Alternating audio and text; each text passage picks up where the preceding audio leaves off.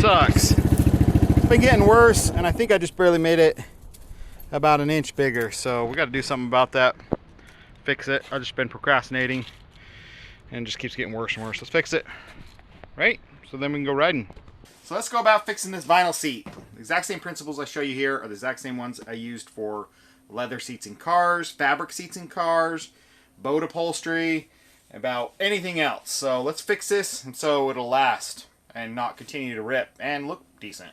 This is a 40-year-old seat, and the original vinyl is actually still pretty pliable, but I did tear it an extra inch or so just the other day. I don't use this very often. But you'll see the very first thing, when the rip has been there for a long time, the foam actually starts to be eaten away. So we need to replace the foam, which is super easy, and then we need to re-stretch the vinyl. The whole thing is under tension, and when this opens up, it just allows it just to spread. So we have to heat it up so we can just bring it back. You know, all of this and all of this, you know, we'll need to stretch to give us the distance to bring these back together. First thing is, I'm going to kind of heat it up so I can bend this back without tearing it.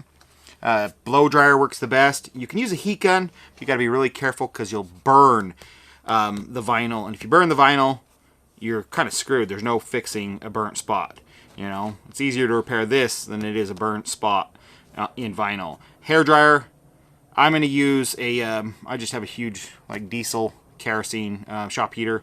I'm just going to kind of put that at, you know, 4 feet away, just heat the whole area, just so I can kind of bend this back. We're going to cut out some of the foam in this hole carefully, and we're just going to replace it with a chunk of foam. This is just out of an old couch cushion. I think this was actually like next to the dumpster. So, you know, when people do that cruel thing of just throwing their couch next to the dumpster, and I just ran over real fast, grabbed one of the cushions off, cut a chunk off, or this one I might have brought the whole cushion home, and you just rip off the cover, take the foam chunk you want out of it, and use it for these projects. Let's cut this out. If it's summertime, just set this in the sun and let it get all warmed up and hot. You want this surface to be well over 100 degrees. I mean, it's already super, you know, in a couple seconds, it's already pliable, you know, and feels stretchy. Or over here, it's still nice and cold and just stiff. This will just let me, you know, see, I can just peel it back now and stretch without it ripping, and I can cut out a square in the foam and just easily put a piece in there that's about the same size, shape. Any imperfections that I leave in the foam are going to kind of show through, so I want to do that part as good as possible.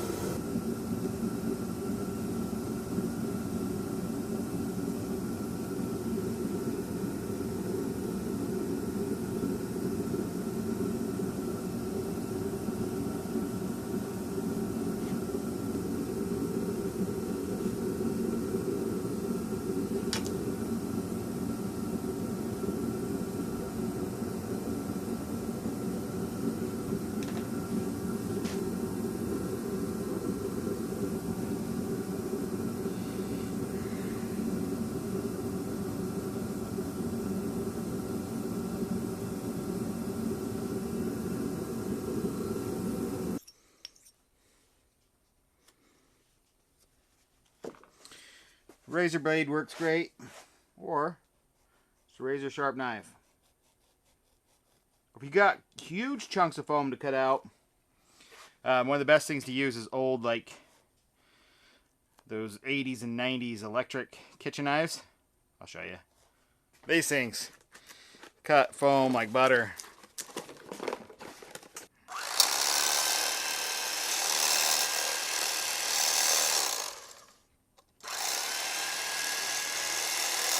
Kind of fells on super small pieces like this, but then you can also shape it with sandpaper.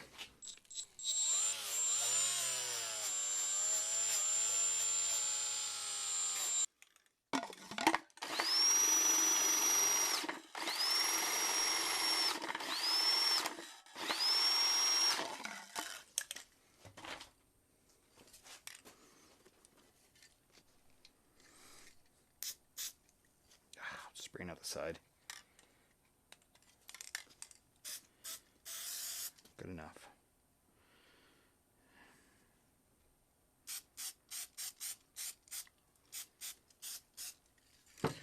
Let it tack up. We'll put it in. Okay, we got that foam in there. What we're going to do is create an inside patch. And so we're going to put a patch on the inside of this vinyl.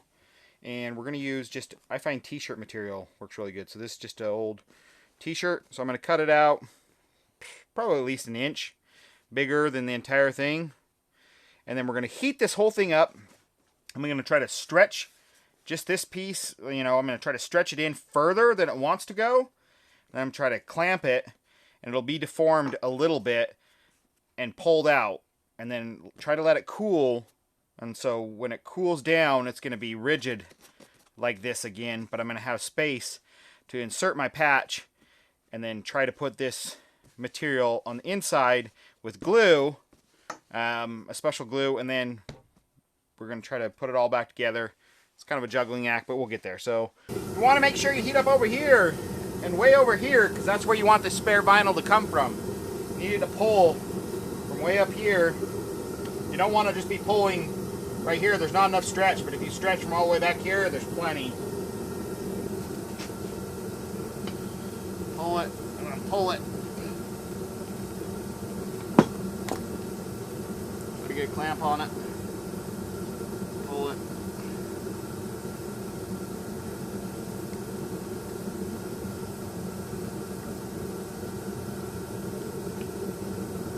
I'm going to try to show this without keeping my hands in the way. It's cooled back down, so if I release this, you can see most of it is, you know, the crack is pretty much gone. We are going to now put in my patch. I like drawing. I put a Sharpie mark on my patch just because now I'm able to actually see where it is. Because once you start tucking it in there, you have no idea how much you have under a surface. So, you know, you're not like that. I kind of want it to make sure. I kind of want to make sure I'm like that. Okay, the glue. This is called Shoe Goo. It's made by a company called Eclectic. And they make goop, G-O-O-P products like plumbing goop, E6000, and they're all the same as this. I just usually buy the cheapest one. This is not UV, it doesn't like sunlight though, in the sense that it turns yellow in sunlight. If you are putting this on something like a white seat or something and you want the sun not to yellow it, you would use E6800. And I'll put a link below to all these in the description of them. But this stuff is amazing. It's flexible. It's essentially, it's made to repair the bottom of shoes and stuff like that. It's a very flexible rubber. Takes about 12 hours to set up. But this stuff bonds and will not come off. So I'm just going to create my patch. I mean, if you'll get this on your fingers and stuff, and it's pretty cool. It's like rubber. You'll be able to peel it off after 10 minutes. You know, it just turns into this cool rubber skin type stuff. You know, kind of cooler than the Elmer's glue skin you used to put on your hands. Okay. Try to get... And if I got some on the outside, you can kind of rub it and ball it up and it'll peel off, kind of like rubber cement or something. So don't worry about that. And anytime you get a fold under it, it will show up as a wrinkle in your stuff.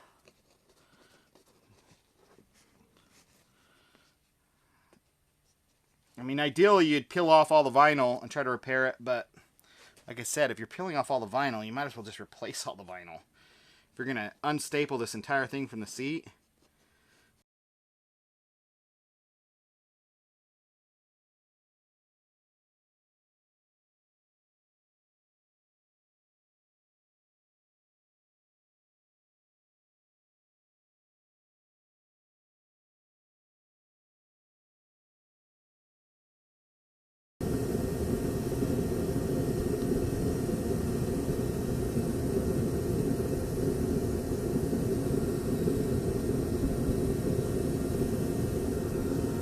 Gonna let that sit overnight, and then we're gonna come back and clean it up a little bit.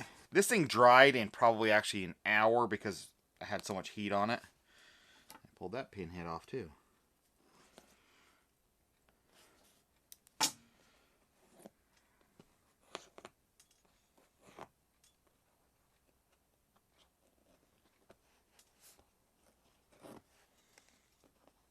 It's never going to be something you don't notice. You don't know there's a crack there. Let's see. Yeah, see the vinyl is moving separately from the foam.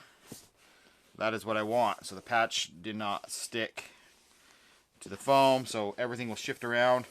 I'm going to heat it up and see if I can just mold this down a little bit better with my thumb. I got a couple little high spots. Okay, so this stuff is paintable. And so you can put it on and you can paint over, and I've done that before. Something I tried before, and it seemed to work pretty good, was actually mixing the paint into this glue to make it colorable, to make it whatever color I want. I don't have an exact paint match, and I actually have two different types of paint, but I just did a test, and it doesn't seem to matter, because one's a fast dry, and one's like an oil-based, like alkyd enamel, and it doesn't seem to matter, either one. Shook them up good. So I'm going to try to make my own glue color. I need a little bit more of the light blue than the dark blue.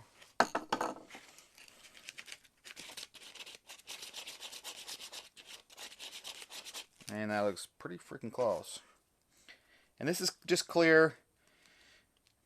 I don't know how much exact ratio, but I don't think I need a ton of paint. It seems to absorb pretty quick since it's clear. I mean,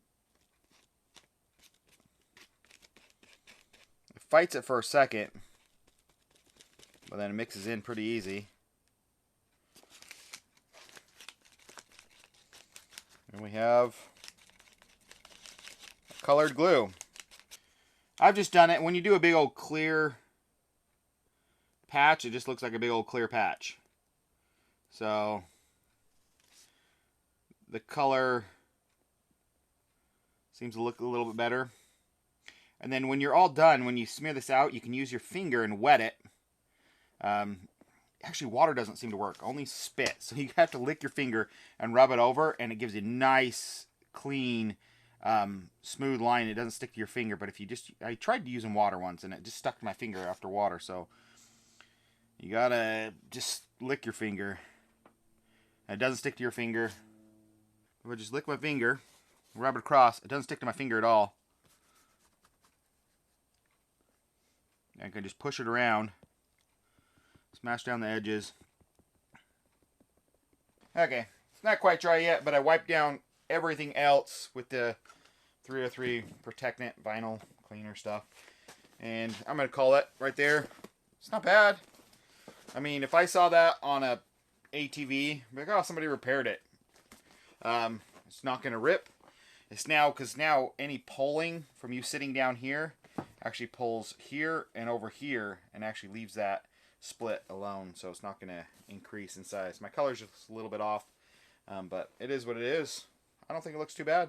Let me show you pictures of stuff I've done in cars before. Usually something like a car, it's way easier to hide. I'll show you that real fast. But so here's leather.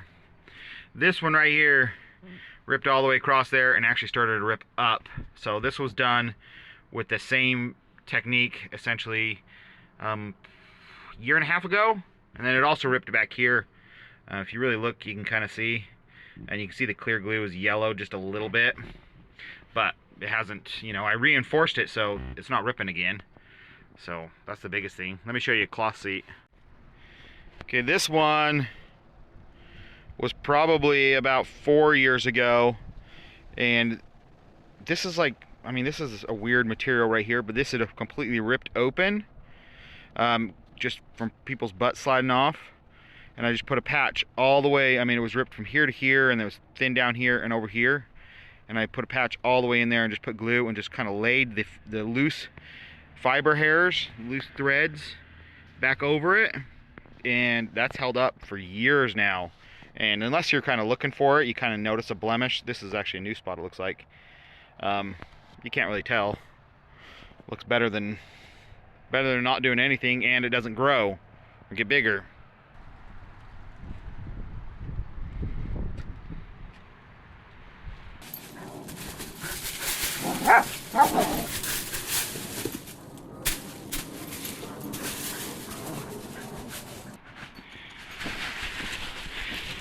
No bouncing?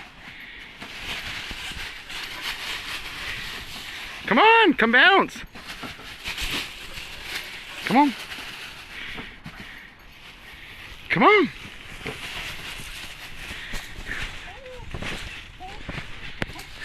No?